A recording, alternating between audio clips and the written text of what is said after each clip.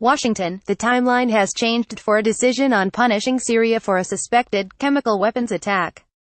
The president tweeted on Thursday that an attack could be very soon or not so soon at all. Defense Secretary James Mattis left the White House late Thursday afternoon after briefing the president on options for a military strike against Syria.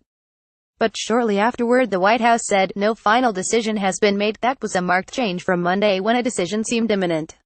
U.S. intelligence estimates 42 people died in the weekend attack, most of them showing symptoms consistent with chlorine gas, with others having symptoms more consistent with exposure to a nerve agent. The president of France said flatly that, we have proof that last week chemical weapons, at least chlorine, were used by the regime of Bashar al-Assad. A spokesman for Britain's prime minister said her cabinet agreed it was highly likely the regime was responsible. But testifying before Congress Thursday morning, Defense Secretary James Mattis seemed more cautious. I believe there was a chemical attack and we're looking for the actual evidence, Mattis said. U.S.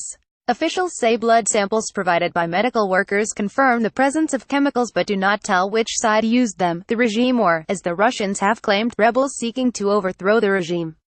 An international team of experts is expected to arrive in Syria on Saturday, but even if they are allowed to visit the scene of the attack they will not be able to determine who did it. They can only say they found evidence or did not, and as each day goes by, as you know, it's a non-persistent guess, so it becomes more and more difficult to confirm it, Mattis said. Mattis is also concerned a strike against Syria could set off a confrontation with Russia. He has cancelled plans to be out of town and President Trump is speaking with the leaders of both France and Great Britain.